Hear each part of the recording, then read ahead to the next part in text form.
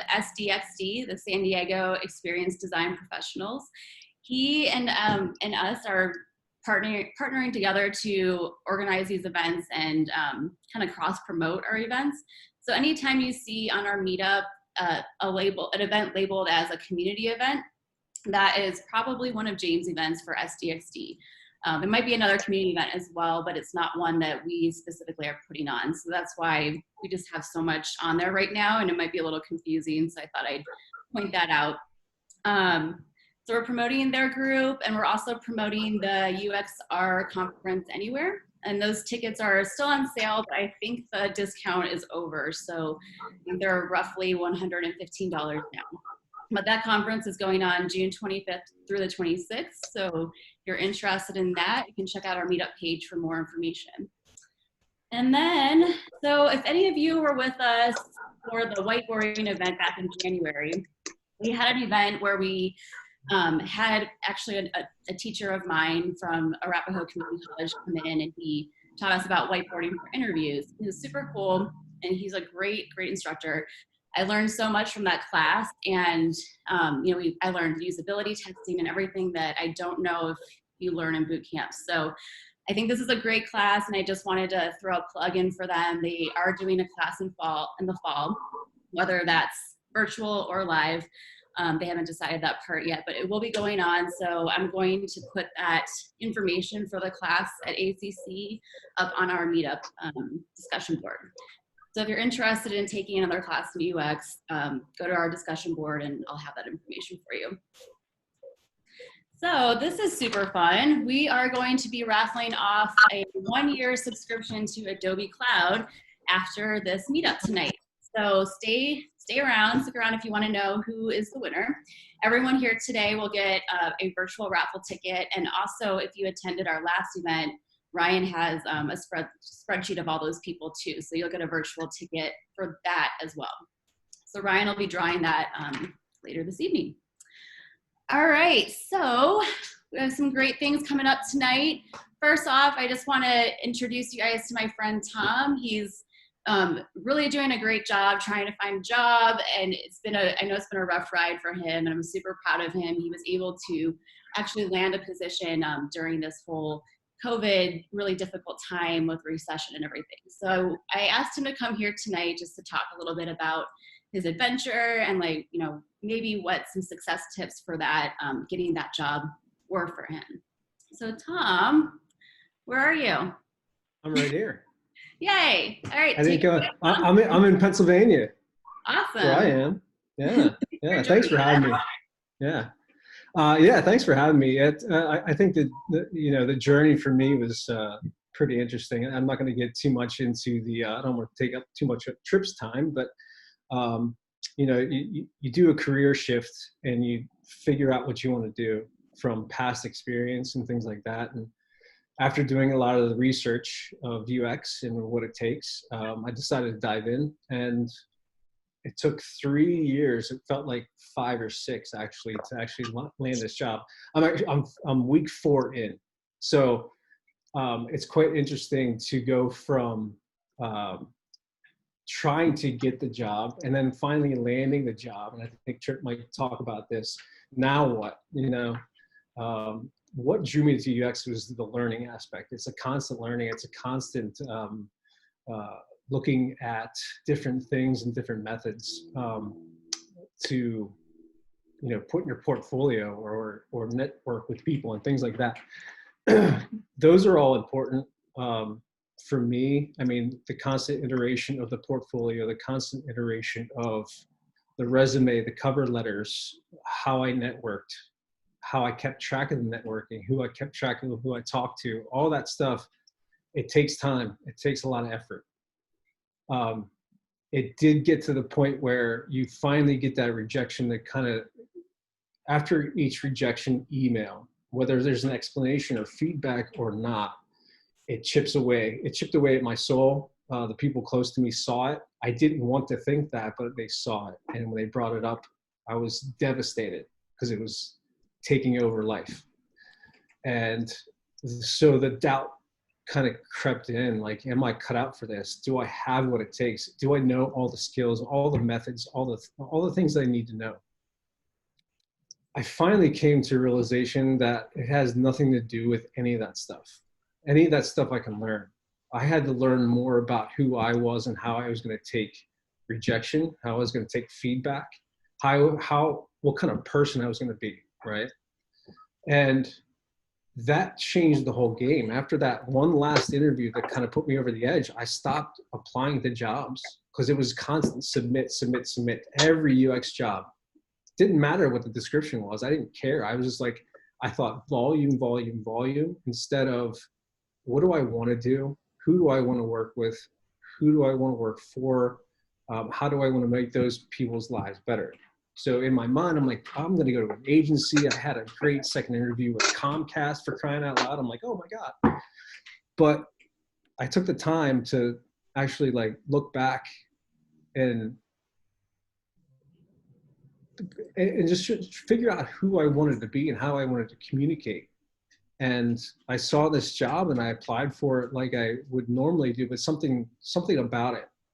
So I applied and they got back to me very, very quick. And the interview, it was like no other interview. It was like a personal interview. The questions the person asked were interesting.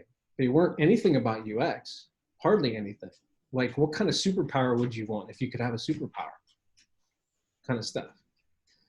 And so that went well. A week later, I had to do a design challenge. And that's when I started thinking, I don't want to do a design challenge. There's that whole conversation about design challenges, but they came to me with this awesome, fun thing. So I did it. I presented it. And I'm looking at it's so funny because I'm looking at my offer letter now. And the reason this, verbatim is like, for our team, your personality, communication, and the learn at all cost attitude stood out. Had nothing to do about process, who you worked for, what you did, how you did it. It was how I communicated with them, how sincere I was, how honest I was. I'm like, nah, I never did that before, but I'm looking forward to doing it, type of thing. So again, going back, UX design, research, it's all about learning, right? But for me, it was about learning more about who I wanted to be and who I knew I was, to then land that job. And now 4 weeks in, the little advice I have for that is just listen, just pay attention, ask questions, and maybe get something done, deliver something. And I did that in the first week, and I just wanted to get that out of the way and get some kind of feedback, no matter how crappy it might have been or how the process went. Because I would tell you right now, process means nothing if you don't know the problem. Processes will change as the problems come around. So don't tie yourself to any one process. Don't tie yourself to any one methodology. If it calls for research, maybe it's just a Google search. That's research. It's the bottom line. It's research. You research something. So just be genuine, be authentic when you're networking, be honest with yourself, be honest with people. And I think that they go a lot farther than any hard skill, any kind of boot camp, any kind of learning, you know what I mean? I think that just being you and being a good person is going to get you further than anything that you can read out of a book or take out of class. So that's all I got. Thank you, Tom. That's so great. I totally agree with you. I mean, I think the number one thing going into interviews, I can look back to interviews that were successful for me as well. And it was always when I was the most genuine and, came from a place of spoke from my heart and things like that. And I didn't get too worked up and focused on all the process. And I just, really brought out who I was. So that is really important. Don't take it personally. Huh? Don't take anything personally. Just keep going. Yeah, and I love just keep going. Mentioned, really honing in on what kind of job you want and going for those and not just applying to everything. I think I went to some workshop where they said, you should be a sniper, not like a machine gun, because you should really think about what that job is going to really wear on you if you're just constantly applying to everything possible. If it's not, even if it's not like something that you're good at, and that just, all of that takes time, and time is money, and it does wear on you. So 100% agree with that. And I really appreciate you, telling us all about that. Thank you for coming. So absolutely, thanks for having me. Yeah, so I hope you can stick around, but if not, it's cool. I really appreciate you, and I'm stick around. And you can attend to your dog now. Thank you so much. I appreciate everything. Anytime. So next up we have Trip, and he's here to give us some much needed career advice. Trip has 20 years of experience leading teams at companies including Adobe, Microsoft, and Amazon. He has won awards and accolades and has co-invented multiple new products. So he's also a noted keynote speaker and a writer and a career coach. So I'm really excited to hear what Trip has to say tonight. I think that we can all use some great advice right now. So Trip, where are you at? Right here. Thank you, Lene, for that very nice intro. Unfortunately, Tom spoiled all my content because Tom, I just want to say that I have coached, mentored, and managed many senior designers at the principal level, and they all learn quite a bit from that attitude. So the hard skills are easy, the soft skills are hard. So, keep doing what you're doing, because that really, really great story. I would have hired you. So let me jump into this. So my name's Trip. We're going to talk a little bit about the first 90 days on the job and breaking in and how to be successful with that. But it's going to go in an odd direction. So be patient. It does have a point. It's going to get there. But I am a storyteller by nature. So that's, get what you get. You can get a full refund, I'm sure, for if it's not what you're looking for.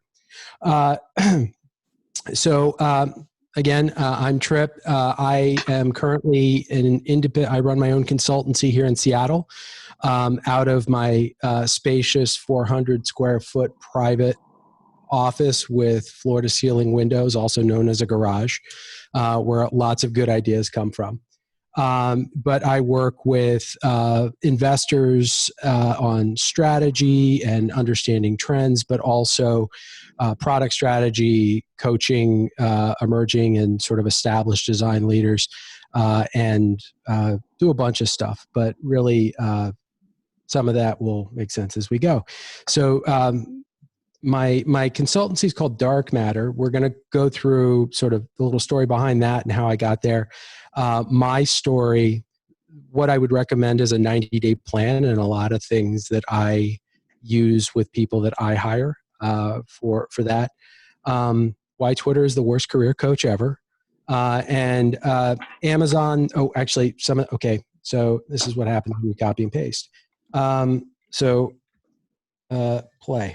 We're just going to talk about that. So, and kind of like how you get through a career. So this is a really personal story. And, I'm going to sort of talk through what I do, how I got here. And it's an unusual story. So the story behind Dark Matter, my consultancy, is that as a product designer, design is the dark matter of product. If the Big Bang and the universe makes sense, the dark matter is 85%. And that means like physics doesn't work unless dark matter exists, but you can't directly observe it. It's all of the iteration, all of the rockets that don't blow up on the launch pad when it's go well and you don't notice it. That's great design. And that's really design solves problems and has impact for people. So that's sort of my perspective on that. The way that I look at what I do is that I design technology and solve problems that make life a little better for people. It's about people, not about the technology or the process. I've been very fortunate in my career to work for and on a lot of really interesting projects, very diverse, things. I've named things twice. And some of the biggest stuff I've worked on is I led the driver experience for Amazon's expansion in logistics from a 2-city pilot that was supporting Prime Now to basically everything Amazon delivers that isn't coming from UPS or FedEx. And that went from 0 to 11.5 billion in 18 months. Global footprint, every place in the United States, 16 countries internationally. I've also worked on small sort of speculative projects. I won an award from the Gates Foundation for looking at the childhood health record in the developing world. So that was a almost entirely non-digital experience that had a digital strategy behind it. So been able to do some really interesting things. So that's cool. But how did I get here? Because the journey is always sort of more important. And a lot of people are like, wow, like when I came in, Lene's like, yeah, you have a lot of experience. I was like, are you calling me old? But no, I mean, it looks like if you look at my career on LinkedIn, right, or you look at my resume, it looks like I've had this career that's just gone up and up and up. But the reality is of your journey is far more complicated, and that's the stuff you never want to put on LinkedIn, or it's hard to put on LinkedIn. But I've had a lot of different career pivots. I grew up in Washington, D.C., went to college, came back to Washington, D.C., and worked on Capitol Hill, and then I was in marketing, and I hated my job, quit my job, and I went and I became a coach and a teacher. And part of like that journey for me, most of my undergrad, I grew up with severe dyslexia, and a lot of how I got through school was using technology. And I studied special education for most of my undergraduate, which was a great precursor and preparation for UX, because it was really about the way that people learn, that people process information, the way that people experience things. And I had to use technology to get through. And they call people like me that had the way that they identified it was that there was 4 standard deviations of difference in my performance of what my potential was in terms of the way that they measured IQ, which is a massive difference. They call these types of kids twice exceptional, like high intelligence, gifted learners, but also big gaps. They also call them broken combs. So I hated school growing up. In fact, you'll see that Captain Kirk is an occasional guest in my decks. School was my Kobayashi Maru. I had to find ways to work around the system. So I'm usually like that early experience, that early frustration, that failure made me a lot more empathetic and open to people that have to work around systems that aren't working for them. And so this idea of this Captain Kirk that had to game the system to get around, you had to take some big risks. So I mentioned that I didn't like where my career was heading. I quit. The thing that I was happiest doing was being a teacher and a coach. I was forced to drop special education as my major at the end of my junior year, because at that time there were laws. The laws weren't in place that protected people like me, and I was bounced because my handwritten field notes weren't clean enough. That I wasn't allowed to type them. And the big thing for me, a big game changer for me, is I went to Jesuit schools, a lot like Regis in Denver, and the Jesuits are big on this notion of vocation, right? This idea of where your talents and the needs of the world meet, there lies your vocation, and that you're following your path, and it's the complete person you are, not so much. So that's the underpainting of my experience. This is not like a big religious, and that's St. Ignatius Loyola, who founded the Jesuits. But it's an important part of my story and sort of what's driven me. So when I decided to leave my career, I quit and I waited tables and dug ditches for a year with the intention of going and being, I joined the Jesuit Volunteers as a volunteer teacher on the Pine Ridge Reservation in South Dakota, which is one of the most impoverished. It's like taking the worst area of any city like South Central LA and put it in the middle of the prairie. It was a lot of tough things going on. And I was driving school bus and working about 80 hours a week in my classroom. I was teaching darkroom photography, and multimedia and yearbook and all this other stuff. And I was staying about 2 weeks ahead of the kids. And because I had so much time on hand, because we were in this remote area, I was able to raise a bunch of money to the state-of-the-art, at the time, multimedia. And we were telling stories and doing things that were, like I could see my kids light up and want to do more in my classes because they were able to tell stories in their own ways and in their own voices. So it was incredibly remote. Made some of the very cold. The coldest I've ever been was 80 below with the wind chill. You know, sort of jumping headfirst into a culture where I wasn't fit. But a lot of the best things in my life happened. I met my wife there. And I always include my former students, and you look at like where they've ended up, what they've ended up in their career, you can see that cascading influence. And this was really my trailhead into design. I taught for a few more years, and the other outcome was my children. I taught for a few more years before going back to graduate school for a program in an immersive mediated environments. And that was about 10 years after I graduated from undergrad. So I got a late start into UX, but my timing was great. Graduated in 2005 from graduate school. And UX wasn't even a thing yet. It was interaction design. It was human-centered design. It hadn't really coalesced. Eventually, I ended up at Amazon. So, you know, you have this notion of, wow, you know, service and volunteering experience, much like Peace Corps. You know, Amazon has this culture. I used to call it Sparta Fight Club. And sort of how do you end up there? But we had this notion at Amazon of this missionary and mercenary, the working backwards process, the thinking big, the customer obsession with sort of this relentless, zealous approach to going out and getting after a program, a project over and over and over again, and failing a lot and not giving up. And a lot of things that you internalized. I was there for a little bit longer than 6 years, which in Amazon years is like 25, because I was in the 96th percentile for tenure. So you tend to internalize a lot of the things about their leadership principles. But when you look at like things like customer obsession and ownership and learn and be curious and insist on highest standards and think big, and you know, those sorts of principles, it's really gets down to encapsulating a growth mindset, a willingness to be misunderstood, a willingness to make mistakes, a willingness to take some risks.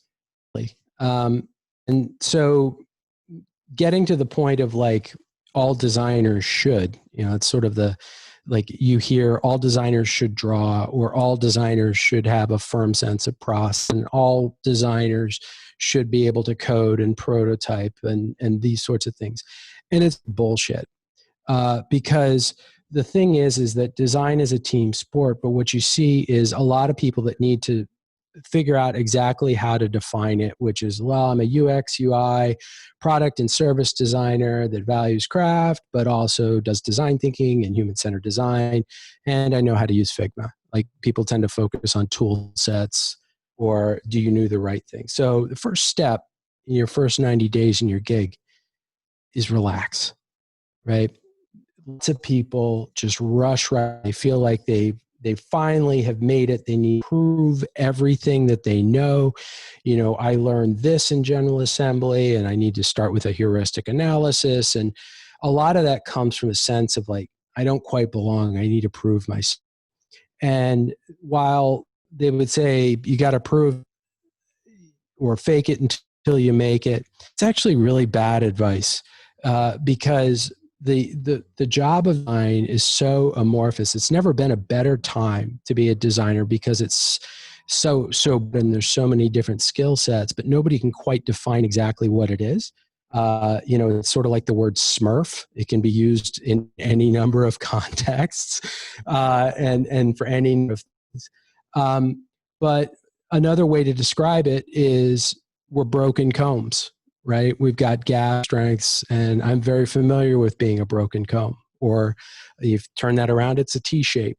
You know, I have strengths and gaps and deficits, and we're going to take a look at it is that design takes a little bit of all of us, right? You look at all the different disciplines that people come from, and these are getting added to, I didn't have room for augmented reality and virtual reality and behavioral economics and all of these things where people are coming from these interdisciplinary backgrounds. And the really great ones have that growth mindset and that curiosity and that willingness to risk.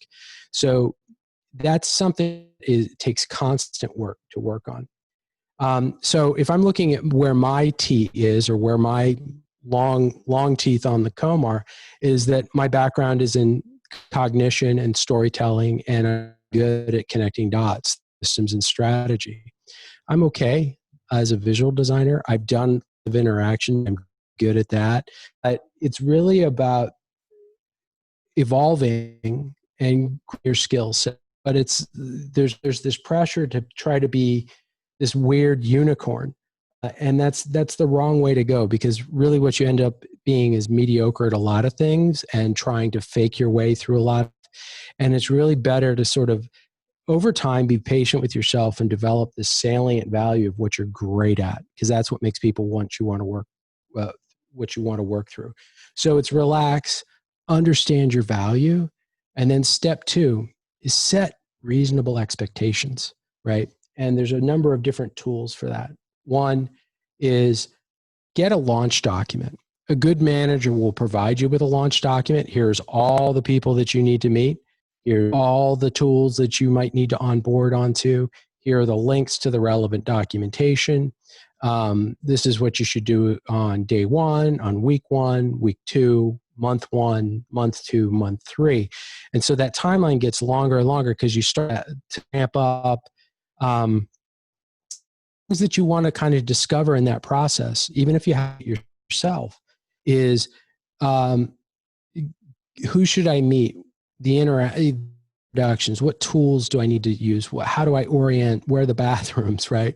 Onboarding into systems that you're going to have to use, whether it's the benefit system, getting that stuff out of the way. Get the background and the project history. Who are the players? What are they responsible? Get the dirty, ugly sort of like failures and the history there, and understand where the landmines are in the organization. You don't want to alienate people unnecessarily by jumping in and making assumptions, especially if you're coming into a product as a designer that may not have had a designer before.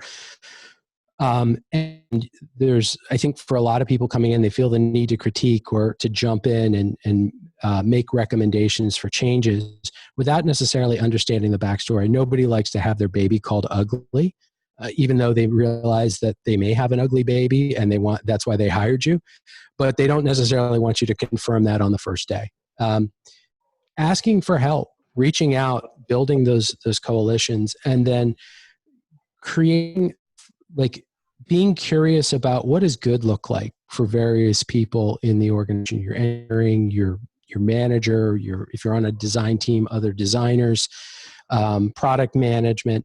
You want to have that 360-degree view of what does success look like and how do you make this a team win. The next part of that is, so once you kind of develop that game plan and the expectations, and that you can kind of track those expectations, and you know where stuff is, and you know who you need to meet, is communicate. And there's various tools and there's a tool that I use with my teams, and I'm going to try to pop over to this real quick. Let's see if this works. So I'll just, oops. There we go. So this is a one-on-one document that I set up for people. This is an intern that I'm working with this summer. And it's just a simple Google Doc. But the way that we use it is that we have sort of this backwards. So there's this evergreen content at the back, right? So how to use this document, expectations, right? Resources and useful information. And then each one of these little entries are our one-on-one meetings.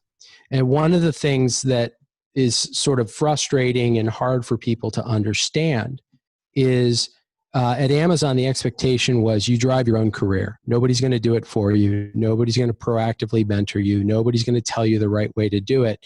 You've kind of got to figure it out.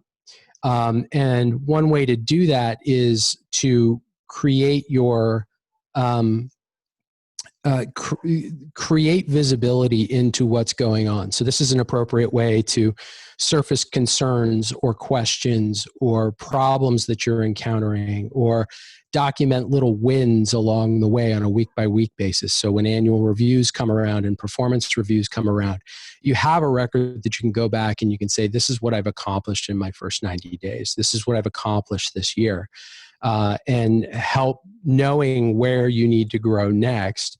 It's sort of a rolling record. The other nice thing about this kind of an approach is that you can have these threaded conversations in the margin, which for your manager is a lot easier. They have other people in the team that they need to meet with. They have other things that they need to deal with, and they may not be able to go in depth with this on a weekly basis with you.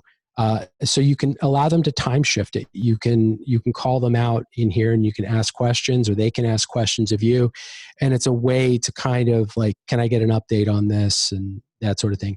This is a living, breathing document that you want to have extend over time, where if things come back and you say, well, why didn't you tell me about this? And it says, I did 3 months ago, and I've brought it up every week since.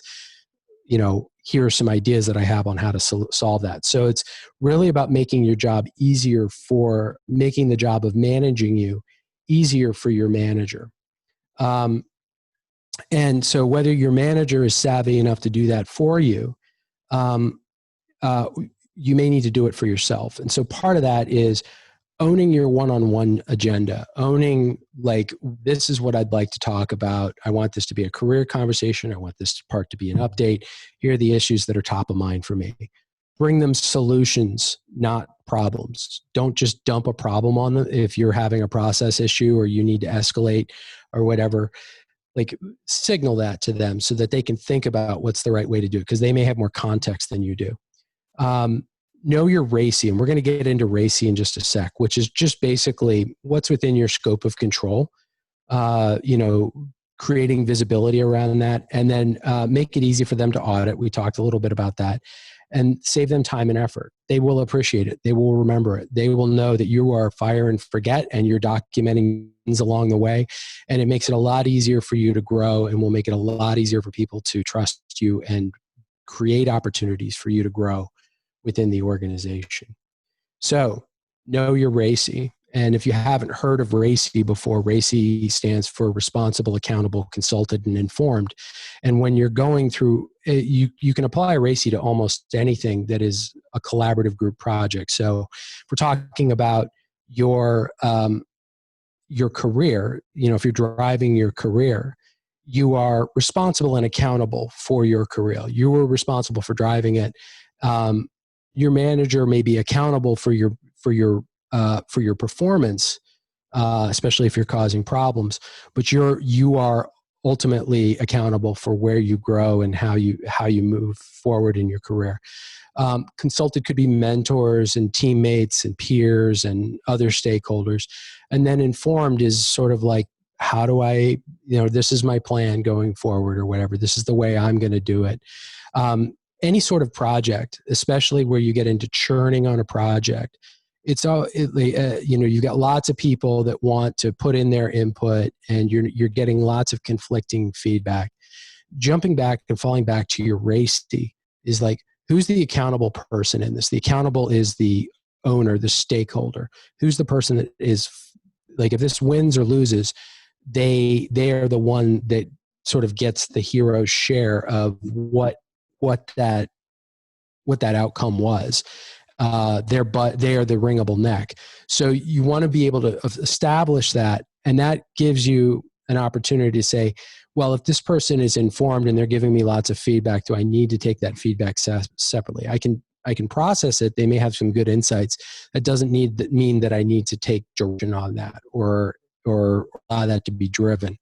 But a lot of times, confirming this RACI with your leadership or with your stakeholders or with your partners allows you to step up and say, look, I'm responsible for the design. I'm also accountable for the quality of the design that ships. I feel that this is the right decision. Unless you have data that tells me that I'm wrong, I think we should do this, right? But you want to consult, not dictate. So, you're consulting with product, you're consulting with engineering. It's a clarifying of responsibilities and really what's within your scope of control to affect. And I see a lot of designers, myself included, that have spun their wheels trying to control stuff that they weren't actually responsible or accountable for. And that helps with what I call corporate underpants, where you get into larger and larger organizations. This was one of the problems that we solved, or we dealt with, was on Flex, is that, I'm 3 layers down within the design organization that reports to a vice president, that reports to another vice president, and then my partners in product and engineering report to different vice presidents. We don't share anybody until this guy, who goes directly to the SVP, right? So we'd have these massive meetings and everybody injecting new requirements, opinions and stuff, and it would cause churn. And this is where RACI really helped. What a RACI enables you to do is very quickly budget your outcomes, for lack, I try to keep it family friendly, but like how much effort are you going to give, or how much emotion are you going to invest in any given problem, even if you know it's wrong? Is it a one-way door, which means that it's irreversible, like it incurs a bunch of dependencies if you change it later? A two-way door, it's something that's reversible, and that may not be worth a fight to pick, but the RACI will help inform that. Did I skip a number? Nope, that's okay. Step 5, build allies and networks. And this is one of the most important things. This is probably the most important thing. If you do nothing else out of this plan, you need to build allies from day one. And part of that, it's a tricky thing within design, because you're responsible for everything, but oftentimes you have very little control over that. And that means that you need to influence without authority. You don't necessarily have end accountability on a lot of stuff. And this is where that missionary mercenary comes through. That missionary part of, you need to meet people where they're at. You need to understand their point of view. You need to understand that the pressures that they're under, and you need to kind of be able to speak to them in language that they understand.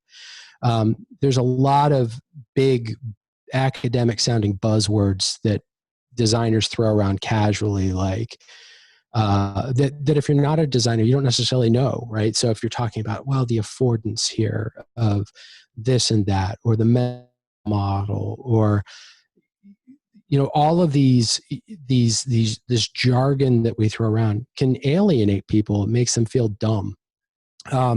So the more you can understand about your product manager job, like I can talk to them about like the friction in a workflow that may be getting an undesired, and I can be pounding the table talking about how this is bad for users. What he cares about is, I want users to buy more stuff. So I need to be able to put it in those terms and say, look, I think this is going to reduce your cost of acquisition, or your CAC. And that's going to improve the unit economics overall, which is all I'm saying is that if we make it easier to use, you'll get more people through that workflow, and you'll get more of the outcome you want. So, but being able to speak to them in language and terminology and concepts that they understand, you first seek to understand that, and be humble enough to ask a lot of questions and admit stuff you don't know. So again, assume positive intent, right? Meeting them where they are is assuming that they are good people too, and they want to do a good job, and they want to deliver outcomes, but they're goaled against separate things. Their worldview is different than yours as a designer. Their responsibilities are different than yours as a designer, and they want to get a win too. So understand that even though you may be in vehement disagreement, that it's not personable, and that you're seeking to understand to where you can get to a good positive outcome. But you can't do that on your back foot. You need to kind of lean in and understand, get to know the organization, get to know the stakeholders, get to know who has the secret tribal knowledge and the history, understand what's important for them, what makes their job hard, what makes their job easy.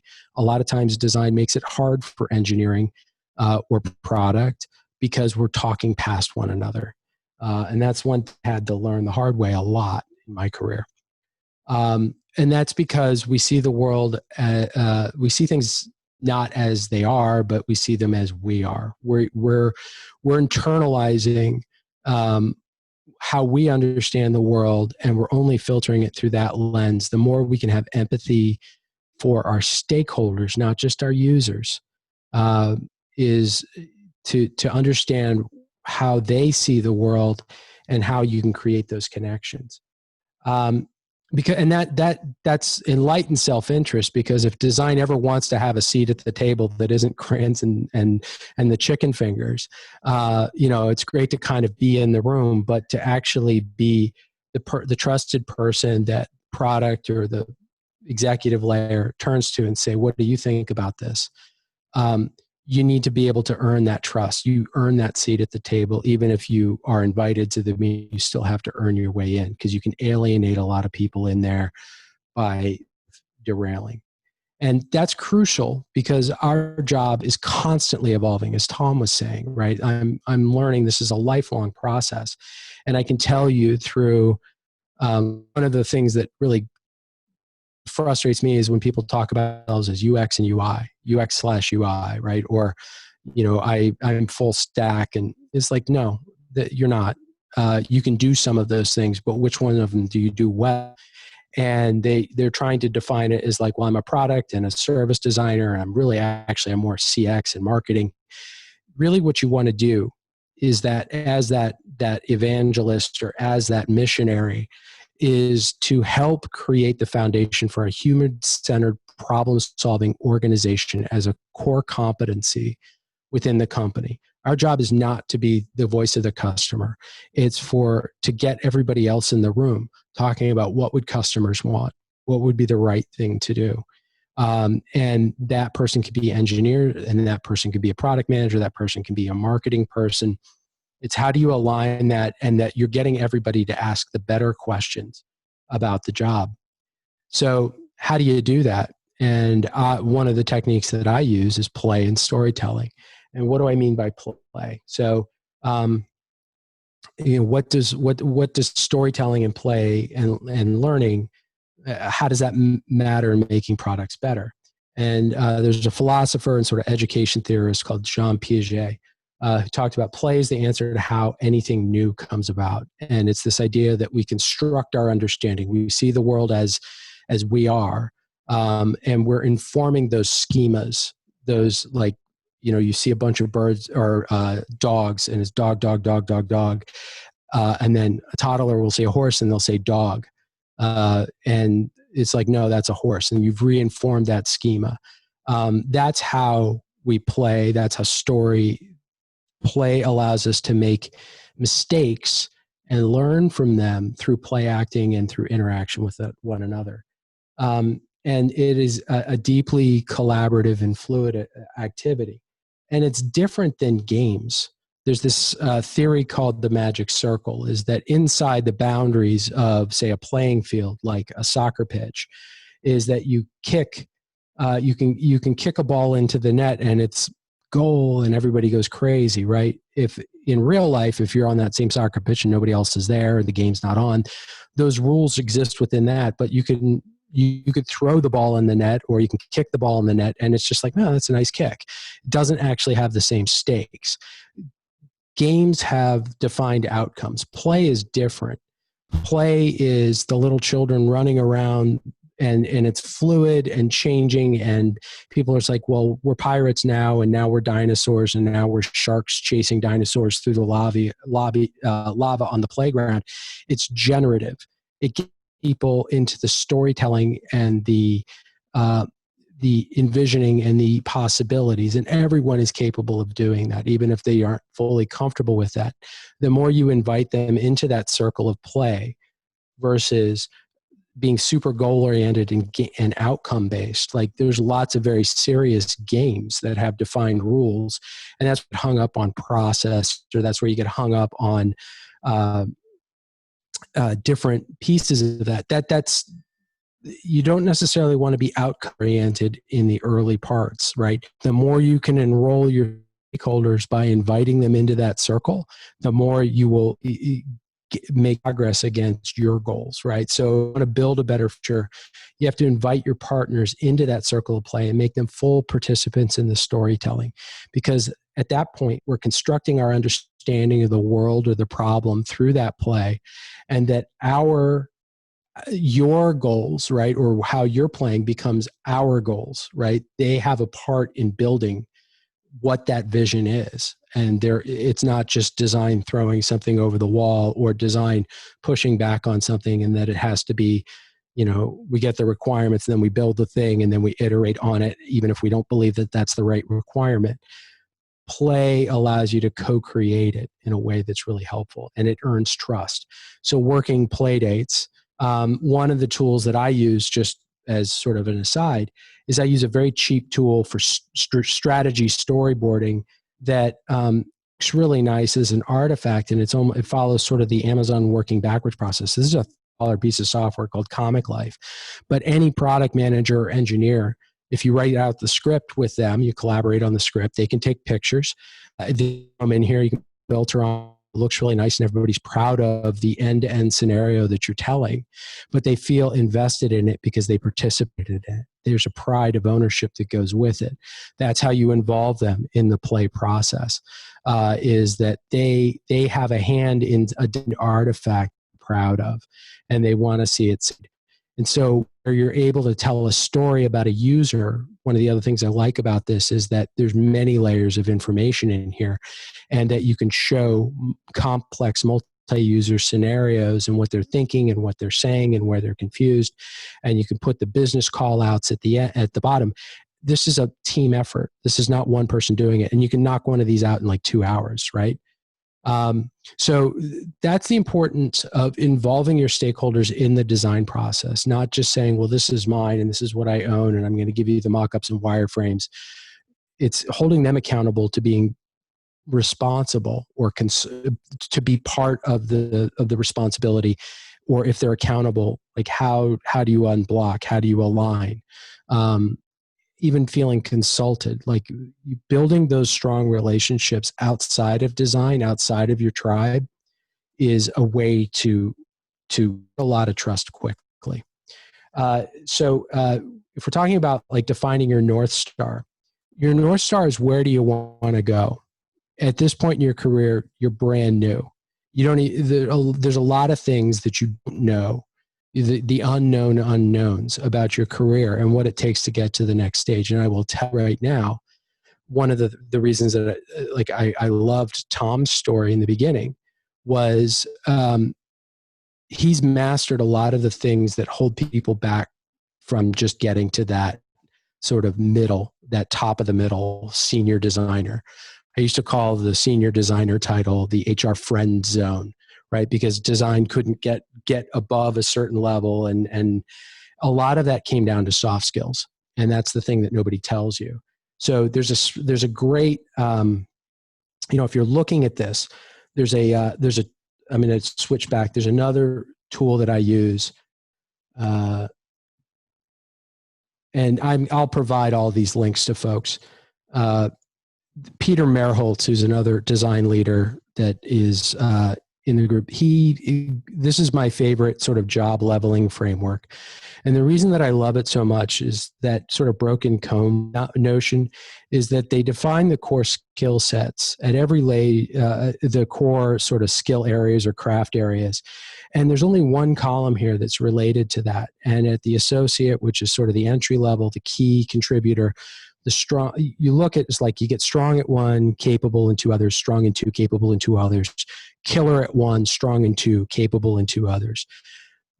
This senior tier is like right before you break into management or you get into like the really cool, you're leading really cool, sexy stuff in a lead or a principal role. And the big difference between going the manager route, lead route, or the principal route, or all the way out here to VP, right, the CDO, is that when you look at this, You have strong in two, capable in two others. Down here in your craft skills, killer at one, killer at one, killer at one, killer at one, right? On your level, mastery of craft does not get you forward. And the people that do manage to get beyond that are usually really difficult leaders to work with because they don't necessarily look at the things, because your job changes. The stuff that really changes a lot is things like, what's your role in the presentation? What's your role in, sort of the relationship to the team? And these roles are split out differently because they're not equivalent. They have different jobs.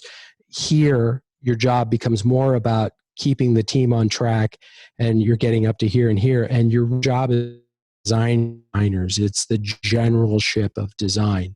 This is about creating the deep expertise and vision. You can't do both well. And so again, you're looking at your broken comb. What do you want to be great at? So that's, and I'll share that. And that was something that was very eye-opening for me when I first encountered it. So when you look at it from that perspective, what do you want to killer at? Which path do you want to be very close to the craft and the problem solving? And over the course of your career, that's one direction. At some point, and you can move between them. You don't have to stay in one path, but your job changes at every stage of your career. So that's sort of the deep, dirty secret of, like, you don't want to be a unicorn, right? You want to be somebody that's humble. Your first 90 days is be humble and be curious. Be okay with I don't know. Ask lots of questions. Be open about where you want to grow. Ask for help. Help others. The more you give, the more you get back. That sounds really trite, but be somebody that other people want to help and see be successful, because we're all broken combs and you are a work in progress. And so, the call back to St. Ignatius here is, like, your vocation finds you, that where your talent and the needs of the world intersect, or the needs of the team or the needs of the organization, your personal needs as a career. That's your vocation, right? Design may be your vocation, but design is a job title. It's like you can evolve out of that. You can go to product, you can go to engineering. These 90 days are sort of iterative, and your vocation finds you while you're making plans. I never would have imagined ending up in the career that I'm in, starting out as a volunteer teacher. I loved teaching, but this is a better path for me. So the secret no one tells you about career growth, and this is a saying at Amazon, is always day one. We're always starting from zero. We're always trying to grow and develop, right? So this idea that the 90-day plan, it's an arbitrary period of time. Your career is constantly evolving. Your job is constantly changing. You're having to master new skills and new domains and broaden your reach.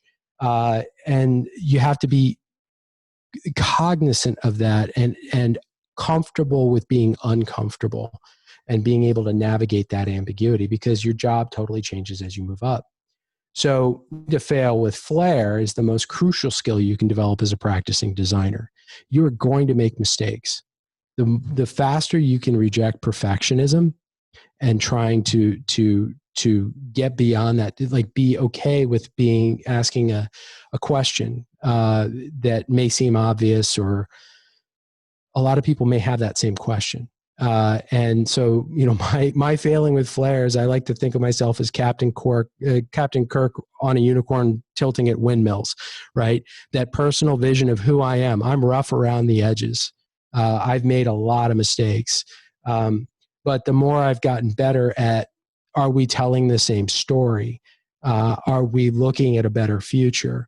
Are we playing? Are we collaborating? Are we leaving job titles at the door and we're just people trying to solve a problem for other people that has a positive outcome for everyone is really what the job of design is about. So design takes a little bit of all of us, but like first, relax, set expectations, use the right tools to communicate, make it easier for your boss, know what you can have control over and be okay with what you don't. Right? Or ask questions about why you don't, or what's holding you back. There are things that you're doing now that you think are crucial to get to the next stage, but they won't. what got you to this stage is not what's going to get you to the next stage. And half of that early part of that new job is understanding what it's going to take to get to that next stage and driving that clarity. Create allies and networks. Set goals for yourself, but don't be fixed on the goal. Don't be outcome oriented, be process oriented, right? Some goals are wrong, and realizing that changing directions isn't a failure, right? If you didn't reach that goal and you determine that's the wrong goal, that's wisdom. That's not a failure. Actually sticking with the goal to the bitter end is often much better indication of failure. And then feedback is the fuel that helps you grow. There's another tool in here. There's a great book. Somebody was talking about feedback, and there was a book. Wait a minute, where is it here? I'm sorry. It's a book that I recommend to almost everyone, and I have lost it. It's called Thanks for the Feedback. It was written by researchers at Harvard Business School. It's the art taking and giving feedback well. Because even when the feedback seems really, really unfair or overly negative or criticizing the wrong things, usually that's a mix match in expectations. There's 3 types of feedback. There's coaching, there's praise, and there's critique. And a lot of times when you're asking for, like, what do you think? It's a terrible question, right? It's more about what's wrong with this. If you're looking for critique, right? Is like, look at this. What could I be doing better? You're looking for coaching, right? It's like, what do you like about this? You're asking for praise, right? And those are important because you're knowing how to navigate that and ask for the right feedback, but also redirect questions and asking like better, more incisive follow-up questions can remove a lot of frustration and pain. And that goes back to the setting expectations. So if there's one thing that you could do to really accelerate that 90 days is get that book. It's on Audible and it's on Amazon. So I'm off my soapbox now. Thank you so much. I was really honored to be approached for this, and it was a great use of my time. So thank you. Thank you so much, Triv. That was awesome. I think we have a couple questions for you. Do you have some time to stick around for questions? Absolutely. Yep. I'll answer questions people have. The first one that I see here is from Christina, and she says, what if the thing you were great at isn't the thing that you want to do? Wow. Good. So I think how can you transfer that across domains, right? So I thought what I was great at was interaction design. And I outgrew a lot of I've done pattern systems, I've done that sort of thing. And it was fun, right? But I kind of got to a point where I'd mastered that and I wanted to move on. Well, where could I extend that? Working in a pattern system sort of helped me flex some of my systems design thinking, right? And I found some, people are bad at everything when they first start. Like there's no natural interaction designer, right? There's a way of thinking about it. I think it's more about what makes you happy about your work, what actually makes, and there's a process in that Jesuit vocation thing around, like, it's called discernment and understanding this idea of consolation, desolation. Consolation being like, where do I feel like alive and inspired and happy and like it's fire. I've got that flow. It's like one of the academic terms. I'm experiencing that sense of flow. Everything's hitting on all cylinders and I feel accomplished, right? That could be something where you're not terribly good at it yet, but that's an area that's a good signal on something to invest in and grow in, and that you're kind of doing interaction design, and that pays the bills if I have an opportunity to also do something that I enjoy doing. So right now I'm going to be launching a podcast, a lot of big ideas. This is my first podcast that I've ever produced, and there's bumps. Like I'm learning a lot. I'm not good at it yet. I love doing it. I want to get better at it. That's a good indication of where you're being called, right? In terms of desolation, it could be something that I'm really good at, but I just feel like I'm not growing, I'm not learning, I'm not doing more. And that's a good indication on like, okay, I've mastered that. Maybe I need to move on, and what's the next stage of what I want to grow in? Like, you have this infinite menu of potential options. Like, if you wanted to learn voice and you're a pretty good writer, why don't you become a voice interaction designer? What's the path to do that? So there's a lot of things that you can do in that vein, but it really takes being intentional and understanding where you're feeling pulled. Yeah, that's great advice. I had one that I think you touched on some of this stuff earlier on, but you really piqued my interest with some of those practical onboarding and beginner of a first job advice, like having the launch document, putting the RACI together, things of that nature. A lot of that had to do with engaging with your manager. And I wonder, if you're recognizing that your manager isn't really interested in engaging in these ways that are going to be helpful in your career, what options do you have as a junior designer? So I think, again, like, don't ask for permission, ask for forgiveness. So if your manager's not involved, your manager's going to get involved when you're not working on the right things or you're not delivering against the expectations. That's the manager's job, is to at least say, do this, don't do this, right? And it's really easy to, especially in design where people aren't really formally mentored into. A lot of people end up in management. They're great designers. They're terrible managers. And they've not had that sort of, they were just the most senior person, so they needed to put somebody in charge. You're going to have bad managers. But the way you micromanager off your back is give them visibility. They want to be consulted. They want to be informed of what's going on. And so if you can find a lightweight way for them to see all of that in one place and see what you've been documenting, hold yourself accountable. That's owning your career. And it's also a way, like, even for data points and KPIs, like, one of the things when I present my portfolio is wherever I have them, I talk about the outcomes to the business. That doesn't mean I went and go and did all the math for it, right? I work with my partners in product and I pull those and I document them, because I'm not going to have them top of mind 2 years from now. So being able to have something that I can reference back to. It's also good for covering your ass, right? If you got a manager that's checked out until they have to react to something, like, be like, look, I told you here. And we haven't done anything about it. So I have some ideas on how we can fix it. Are you open to that? And they're looking for you to bail them out. So I think it's really about how much ownership you want to take. Nobody's going to do it for you.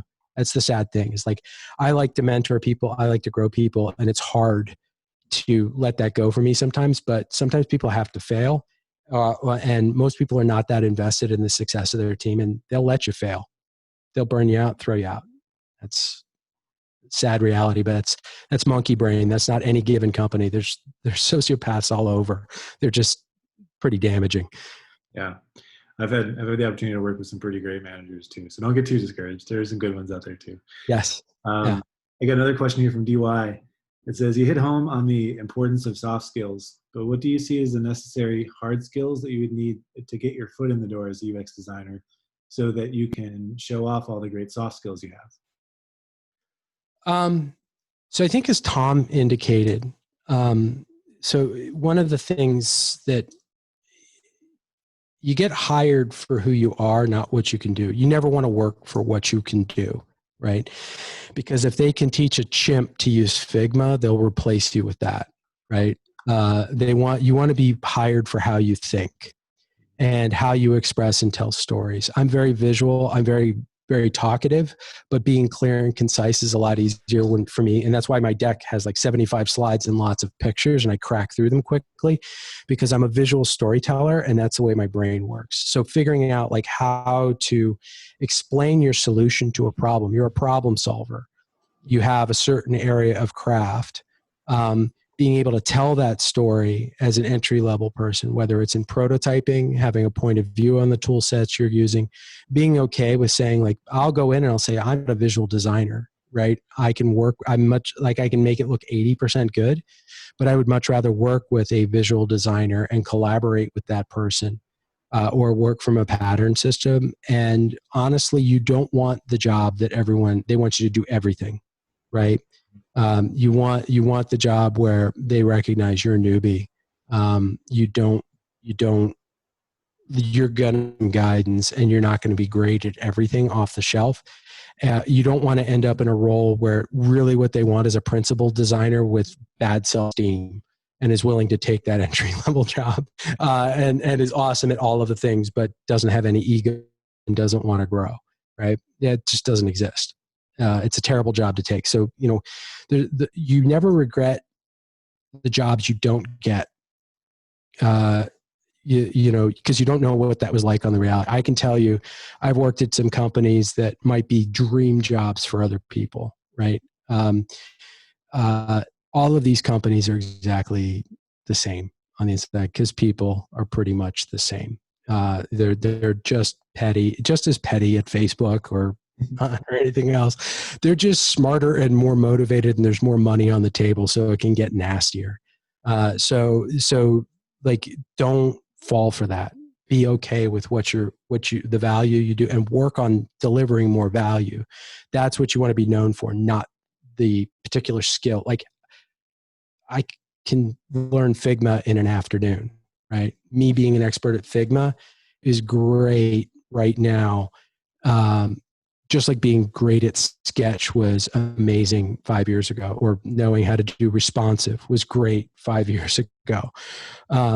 Now it's just sort of like, meh, you know it, right? So there's a lot that goes into that. The hard skills are follow what you're good at, what you like doing, what you're proud of. Grow where you want to, but the soft skills are going to get you further faster. Yeah. Awesome. Thanks. I think we got all the questions. There's one, just kind of a tactical question, and I'll piggyback on it. So someone asked if the slides would be available. I know that we are recording this and we're going to post up the recording, but for you, will the slides be available? And also, what's the best way for people to get in touch with you if they have more questions later or just want to chat? Sure. Yeah. So it depends. LinkedIn is a good. I usually accept invites from LinkedIn. If people just like, if they're from design, right? Like, I like to help people. I have to be careful about, like, I like helping people. I'm a former teacher. I like helping people grow. I have to be really careful about how much I invest in that. So, like, I can't necessarily jump in and do a portfolio review for you. But I'm happy to talk about it. I have a few articles up on Medium. My website is trippodell.com. We're launching a new podcast. It's called the Brave New Workforce. I'll send the slides and the links. I've made those Google Docs publicly available so that people I'll send those along. You can send them out as a follow-up. But if you want to connect with me, would love people that listen to and share the podcast, please do. But also connect with me on LinkedIn. I'm not a big Twitterer. I don't write short well. So yeah. That's great. Reach out. I also do coaching, but it's a different type of thing. I don't want to pitch that necessarily here. I like to help people. Cool. Awesome. Well, thank you so much, Trip. A couple things just kind of to wrap stuff up. The way that we will share all those links, so to the recording as well as the documents that Trip shares out, is just on the meetup page. So just go back there and we'll post it here. We'll make sure that it's on this event in particular. So if you go back to that page in a couple days, for sure it'll be up there. Let's see. Oh, and the other great big fun thing to say is we have a winner for our year-long Adobe XD license. And I believe that person is not here, but the random drawing picked Aiden Zainalova, who I'm sure I'm not saying that name properly. We'll post that on the meetup as well, and maybe you'll have to do some LinkedIn stalking for them as well to make sure they are aware of it. If they don't claim it in a reasonable amount of time by the next couple of meetups, we'll just raffle it off again. Can I say one more thing? Because I saw a question in here, Ryan. Somebody asked what I think of Adobe XD. I think it's a great product. At this point, I don't do that much hands-on prototyping, but I have played around with it. I think it's come a long way. I think it's great. Also former Adobe, so go team. So I hope whoever wins dives deep and really gets to play with it, but there's some great stuff there. Yeah, what I love about Adobe The winner, oh, sorry. Go ahead, Lene. I was going to say, I think the winner actually gets a full subscription to the Adobe Cloud, not just XD, Yeah. by the way, which is, I think is pretty cool. It's super expensive normally. So awesome. Well, but Adobe's so great, like it's worth just getting it for XD. Right, of course. Yeah.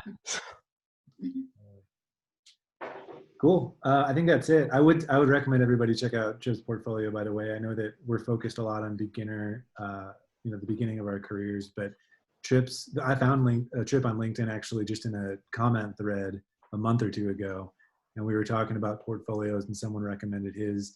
He does an awesome job, as you can imagine, of telling the story of the work that he's done, which I think is something that we hear a lot when we talk about portfolios is, it's not just the way it looked in the end or the end result, et cetera, but it's a story of how you got there and why it mattered and things of that nature. So Trip's a really good website to look at. That's all I had. Lene, do you have anything else? No, I'm good. Thank you everyone for coming. Really appreciate you. Thanks, Trip. Thank you, everybody. Thanks for making time. Thank you. Have a good night, everyone.